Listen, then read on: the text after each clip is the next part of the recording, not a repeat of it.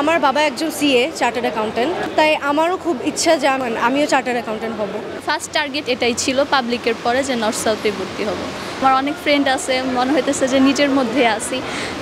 অনেক দিন পরে তো একটা ভালো লাগা কাজ করতেছে, নতুন এনভায়রনমেন্ট সব কিছু মিলে। এখানে একটা টাফ আছে যে সিজি অনেক মেনটেন, অনেক হার্ড। তাও এটা ভর্তি হয়েছি যে পড়ালেখার অনেক চাপ থাকবে, পড়বো।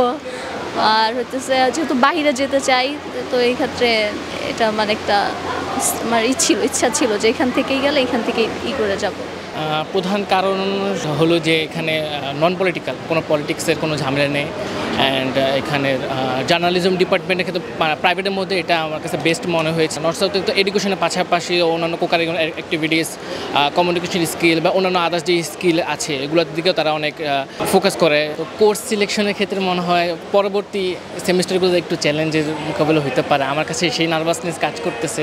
আমাদের তো এখনও ক্লাস শুরু হয়নি, 20 তারিখ থেকে শুরু হবে। এখন I hope we will get along well, কারণ আমার অনেক স্কুলের বন্ধুবান্ধবীরাও আছে এখানে। So I think it will be very fun and challenging as well, যেহেতু আমি নিউলি একটা ইনস্টিটিউশনে এসেছি। সুযোগ সুবিধার মধ্যে আমি অনেক প্রাইভেট ভার্সিটিতে দেখেছি তাদের হচ্ছে সেকশন ওয়াইজ ক্লাস হয়, বাট এখানে যেহেতু ওপেন ক্রেডিট অ্যান্ড আমি আমার নিজের মতো কোর্সে সিলেক্ট করে নিতে পারবো, সো এটা আমার জন্য খুবই সুবিধাজনক।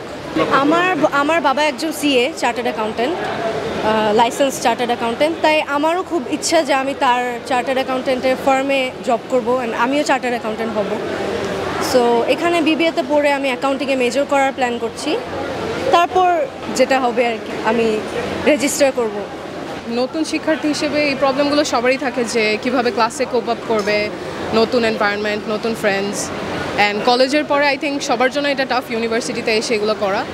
সো আই থিঙ্ক আমারগুলো সিমিলারই হবে and I think I can cope up with that. North সাউথের ওপেন ক্রেডিটটা আমাকে বেশি অ্যাট্রাক্টেড করেছে, কারণ অন্যান্য ইউনিভার্সিটিতে এটা থাকে না। অ্যান্ড একটা স্টুডেন্টের জন্য আমি মনে করি ওপেন ক্রেডিটটা তার কোর্সটা সে কীভাবে করতে চায় সেটা যদি তার জন্য ফ্রি থাকে সেটা বেস্ট হয় প্রত্যেকটা স্টুডেন্টের জন্য। That's why.